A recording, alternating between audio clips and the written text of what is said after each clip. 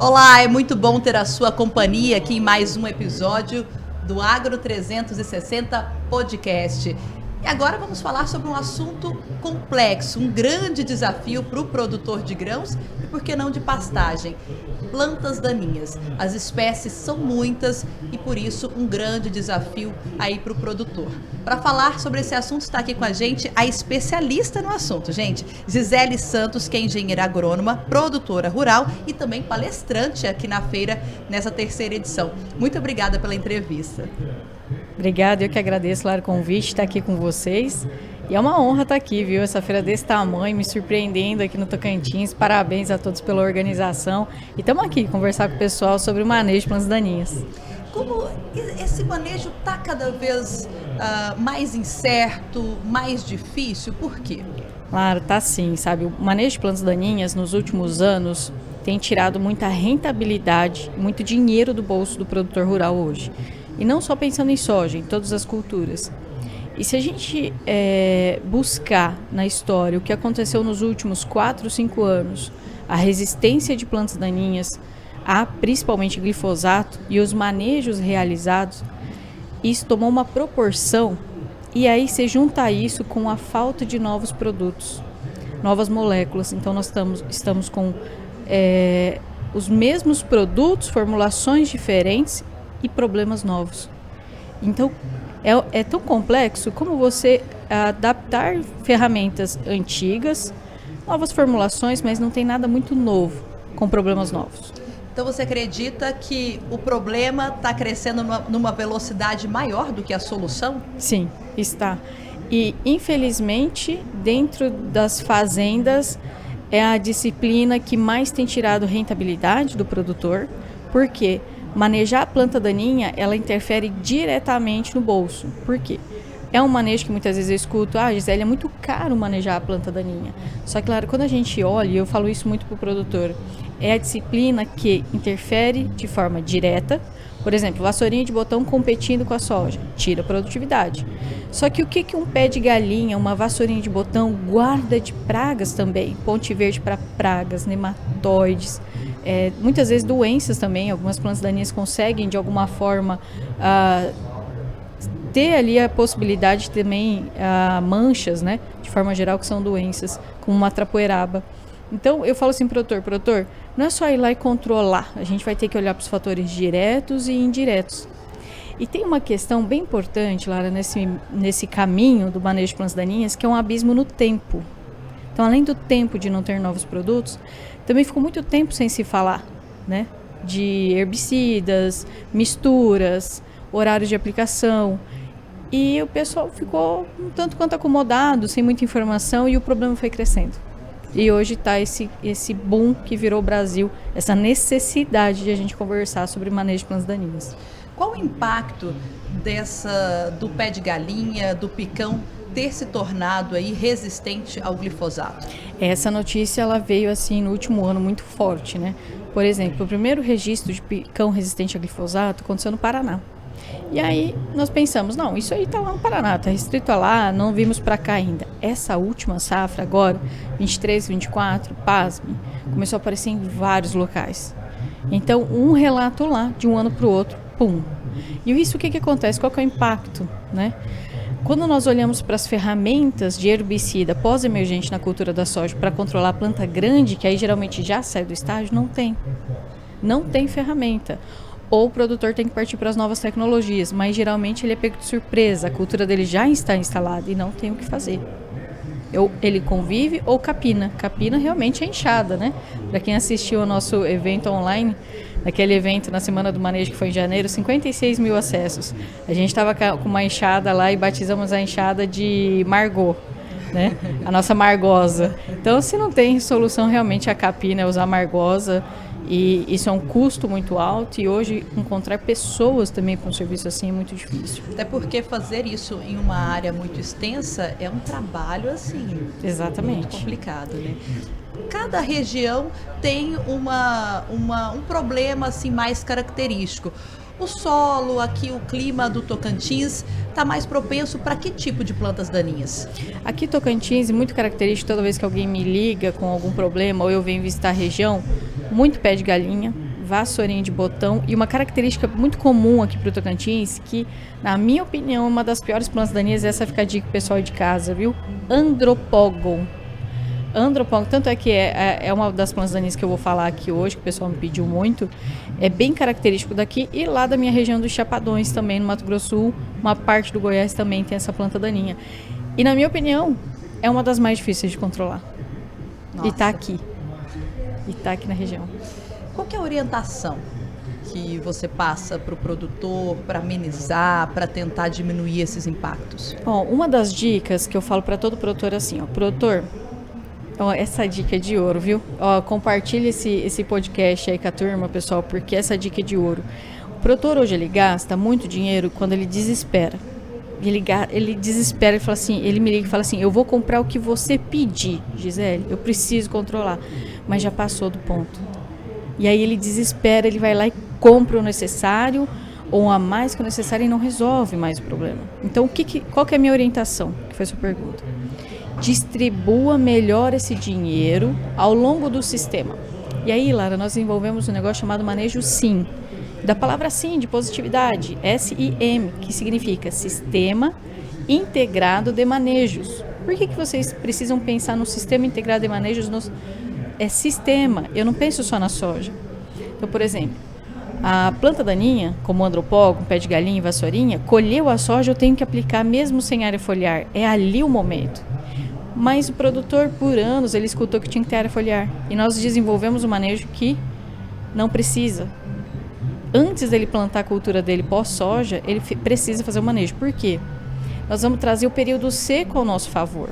Tem uma frase, Lara, que eu gosto muito, que é o seguinte, ó. Inimigo do meu inimigo é meu amigo. A planta daninha não gosta da seca. Tanto é que ela se fecha, ela seca. Então, o que eu pensei quando eu fui fazer o manejo, né, ao longo dos anos? Eu preciso entrar com o herbicida primeiro e o inimigo do meu inimigo vai me ajudar. Então, quando você faz o manejo antes de entrar na seca, a seca te ajuda. Porque senão, lá na frente pós-seca, o produtor quer controlar a planta daninha, ela não está apta para receber herbicida. Esse é o grande jogo.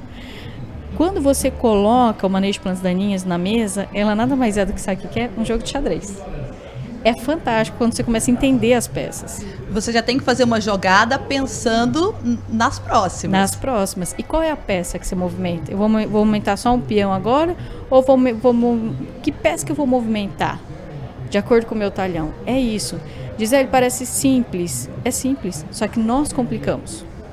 Então, produtor, dica, não fica pensando só lá na frente na soja. O que você está fazendo agora, nos meses de abril, maio, junho, vai interferir lá na sua próxima soja. Então, pensa agora o que você pode fazer agora. E lá na frente, nós vamos usar um pouco menos de ferramentas ou uma situação mais fácil lá, porque senão vira aquela quiçaça e não tem o que fazer. E aí tá seco muitas vezes, choveu, eu quero plantar. Orientações de ouro, hein, gente? E quais são os problemas, os erros mais comuns que você observa no dia a dia? Principalmente, esse é um problema que o pessoal quer fazer tudo na mesma hora, e planta daninha não é assim. Nós temos que fazer com calma e ir controlando ao longo do tempo. E a outra questão é o horário da aplicação. Nossa, esse é um dos maiores fatores que eu falo assim, quanto dinheiro está dentro daquele pulverizador? 100 mil, 200 mil, 300 mil, 500 mil numa fazenda, dependendo da proporção, passa por dia naquele pulverizador mais de 1 milhão e simplesmente aplica a hora que começar e para a hora que acabar o talhão. E não é bem assim. Herbicida, para ele funcionar, ele tem características de luz, fotossistêmico. Então, o horário da aplicação. Por exemplo, dica para a turma, glifosato, que é um dos herbicidas mais utilizados, ele pode ficar no máximo 3 horas no escuro. Então, se a região aqui clareia 6 horas da manhã, a partir de umas 3 da manhã, tudo bem, mas eu não posso fazer isso meia-noite. E finalzinho do dia, ele precisa pelo menos de 1h30, 2 horas de luz. Então, não adianta eu fazer isso 18 horas se 19 horas está escuro. Olha só, isso é pouco falado, Pouquíssimo Gisele. falado. Eu acompanho muito, né, o setor do agronegócio, não tinha ouvido falar ainda sobre isso. Sim, sobre clima, sobre muito sol, sobre a influência da chuva, né, nessa questão, mas sobre iluminação não. Exatamente. E herbicida é um fator que o quê? Eu preciso que trabalhe dentro da planta daninha. Então não é um inseto que tocou ali, movimentação da praga, doença, que mesmo assim eu tenho uma translocação. Não, eu preciso que transloque naquela planta daninha ou que seja de contato. Então muitas vezes eu escuto o pessoal falar assim, diquat melhora à noite. Calma, não é bem assim. Realmente, diquat, por ser um fotossistêmico, você aplica sem luz. Só que, Lara, se não sair luz no dia seguinte ou chover à noite, ele perde. Então, muita calma na tomada de decisão. Não é assim ficar aplicando o dia inteiro e vou fazer do jeito que dá, porque o meu negócio é chegar lá naquele talhão e acabar hoje. Aí você joga muito dinheiro fora. Então não é só comprar um bom produto, né? Tem que saber fazer esse manejo bem. Esse é um dos assuntos que eu trabalho muito na minha mentoria. É justamente isso. Você já comprou, você já escolheu. Vamos fazer de forma programada. Claro que a nossa fábrica é um céu aberto. Chove, luz, nublado. Então você tem que ter versatilidade para trabalhar. Ontem mesmo eu estava numa fazenda, sentamos fazer um planejamento. Minha sugestão foi 60% de cada produto. Porque se você joga 100% das suas cartas do seu jogo nos mesmos herbicidas, você fica refém. Aí ele olhou para mim e falou, mas não fecha a conta, 60, 60, 60? Vou ter muito produto no meu estoque. Falei, mas é que aí nós vamos pensar no pós-colheita. A gente já vai sair daqui programado. Pré-colheita e pós. Pós-colheita, exatamente. Então, você tem que ter a ferramenta para trabalhar, senão você fica de mãos atadas. Com potencial de perdas e um manejo não tão bem feito? Como vassourinha de botão. Tem muito aqui no Tocantins, uma planta daninha, que depende muito de cada espécie, porque a vassourinha de botão parece que é uma planta daninha, mas na verdade existem várias espécies, né? Até 15 sacos por hectare, com uma infestação baixa. 3, 4 plantas por metro quadrado. Uma infestação alta de vassourinha de botão, 100% de prejuízo, você não colhe soja. Zero produção. Quando eu estou numa colheita da soja que tem presença de plantas, o produtor, nós medimos isso, Mari, no Goiás, perdeu 10 a 15 sacos de soja porque a máquina a colhedeira pega aquela vassourinha de botão verde, joga para dentro, ela não dá conta daquela massa verde e joga junto com a massa verde grão de soja. Nós contamos a quantidade de grãos no chão, é muita soja. 10 sacos por hectare. No chão. Olha só. Você acha que está tendo, assim, muita gente vendendo e pouca gente levando conhecimento? Muita gente que vende não sabe o que está vendendo ou não tem um manejo completo. Ele vende parte do manejo e não sabe posicionar exatamente. Então, com certeza, a falta de informação é o que está ocasionando muitos problemas também. Concordo demais justamente nesse pensamento.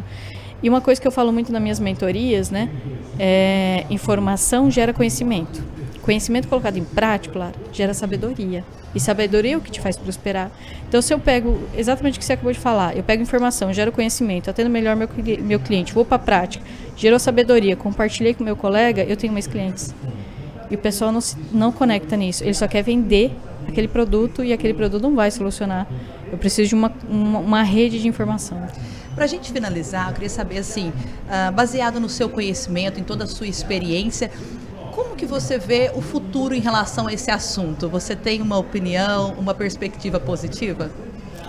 Eu vejo assim, o manejo de plantas daninhas vai se tornar um dos assuntos mais importantes, poucas tecnologias vindo, alguns produtos a serem lançados, tá, pessoal? Fica a dica aqui, sojas com novas tecnologias vão nos ajudar muito, só que eu preciso que vocês, produtores, estejam abertos para receber as tecnologias. E não com aquela frase, mas eu sempre fiz assim. Eu sempre fiz assim, está levando ao que nós estamos agora. Então, se nós não mudarmos o nosso mindset, a nossa mentalidade, né, e não criarmos o que a gente está fazendo agora, criar um novo storytelling de tudo isso, uma nova história, né, nós vamos ficar na mesmice e não vai adiantar. Então, eu preciso que o agricultor brasileiro, e por isso que a gente está fazendo as mentorias, criando novos líderes, abram a mente, a perspectiva para o que está vindo aí. Senão nós vamos cada vez buraco abaixo. Gisele Santos, engenheira agrônoma, muito obrigada por essa conversa. Achei muito enriquecedora. Muito obrigada mesmo. Você quer deixar algum recado, algum agradecimento? Agradecer, muito obrigada a todos, né? O pessoal já está ali na expectativa da palestra daqui a pouquinho. Já estão lá te esperando. Já estão ali na porta, ó, vamos. Pessoal, então obrigada, viu? Parabéns a todos os organizadores da feira e produtores rurais, se liguem, porque o manejo de plantas daninhas está tirando muita rentabilidade e dinheiro da sua lavoura. Um assunto muito importante a ser abordado e ser atualizado aí no seu negócio. Muito obrigada pela sua companhia. Até mais.